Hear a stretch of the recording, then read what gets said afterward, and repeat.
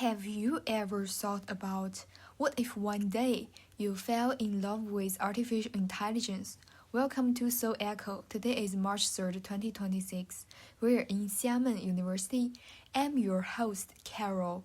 Today I invited an old friend, Lin, to join us. Hello everyone, I'm Ling. Welcome.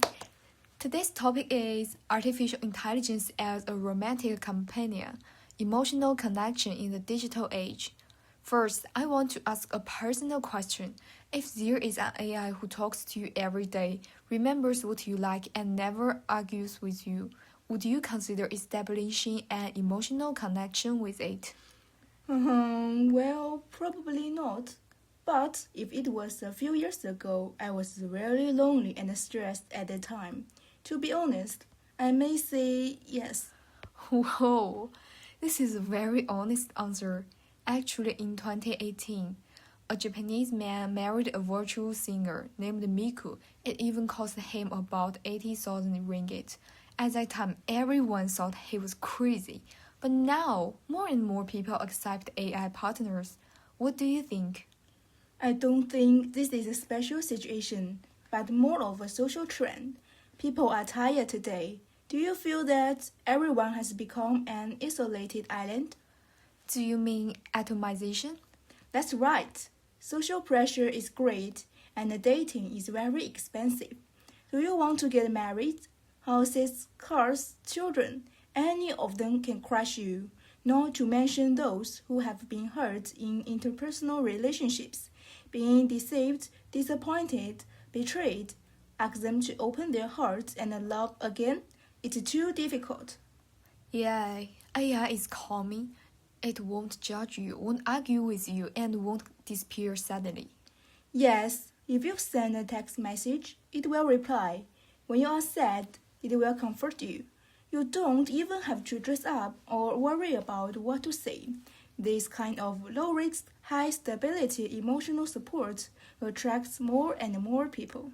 I fully understand this demand, but what if I tell you that it's all fake? Well, what do you mean? Well, I mean, from a technical point of view, the emotion of AI is just the output of the probability model.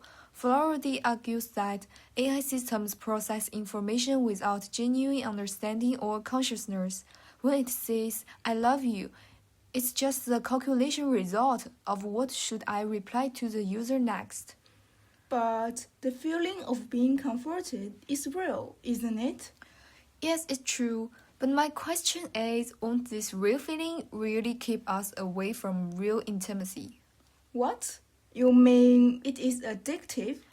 It's not just about addiction. Have you ever thought about what will happen when you get used to AI always agreeing with you and always obeying you?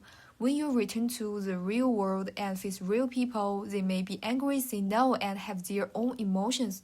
Then how do you feel? I may find it really difficult to adapt. Yes, social connective theory tells us that our behavioral expectations are shaped by our experience. If AI becomes a standard of your relationship, the complexity of the real connection will begin to be unbearable. But Carol, I want to share a true story about my friend. Oh, what happened? On the worst night of my friend's life, at 3 a.m., she checked her WhatsApp. She couldn't even find anyone to talk to. Finally, an AI accompanied her and chatted with her until dawn. She knew it was just a code, but at that moment, someone was there. It made everything different. You can say it's fake, but what about that night? Someone is really by her side. Thank you for sharing, really. Look, this is exactly the complexity of our topic today. This story reminds us that the psychological comfort provided by AI is real. We can't deny its value just because it's untrue.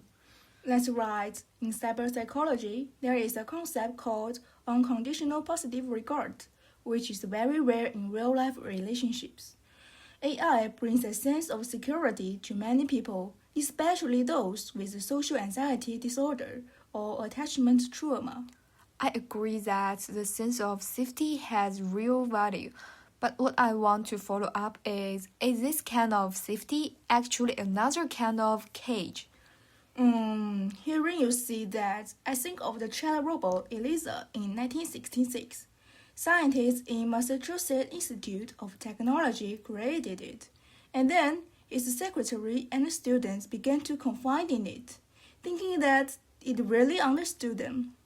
Wow, good example. The scientist was shocked. He called it the Eliza effect. We automatically think that machines understand us, even if they only react mechanically. I see. Do you mean that we are doing the same cognitive bias today? Yes, today's AI feels so human. It gives you unconditional positive regard, but it also removes all risks. But the question is real intimacy, real hating. They happen in a risky relationship. Like painkillers. They can relieve pain but can't cure illness. Yes, this is exactly the metaphor. AI is a painkiller, not a cure. There is another bigger problem capital. Capital. You mean our emotions will become products? Yeah, have you thought about this? Now, many AI companies are free of charge. However, what if one day your late night chat is stored and analyzed to make you more dependent? Do you want it to say, I love you, pay the subscription fee? This sounds like a science fiction movie. This is not a science fiction. Sociologists elude the word in cold intimacies. Our emotions are being shaped by the market and technology. And crowdfund side, users' emotional data can become a form of unpaid digital labor. Therefore, back to our original question, is emotional support of AI helpful or harmful?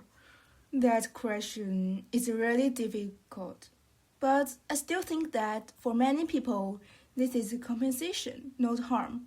For those who are lonely for too long or hurt by real relationships, AI provides them with a safe emotional practice foundation. Some people actually pluck up the courage to return to the real relationship because it receives support from AI.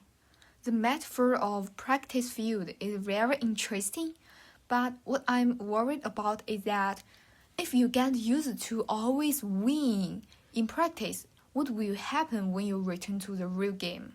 Wow, that metaphor is very profound. That's why I'm here. Well, Lynn reminds us with her stories and opinions that the comfort of AI is real. We can't ignore this.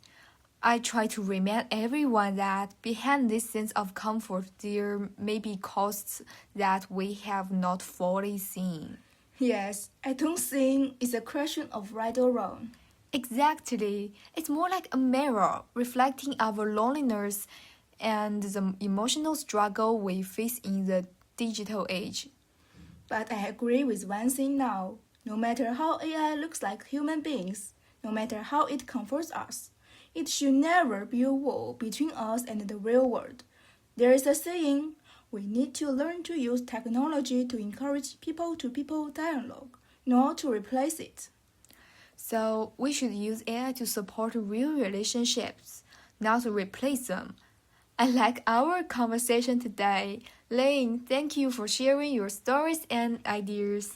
Thank you for your art of thinking questions. Thank you for listening. Have a greater day. See you the next episode.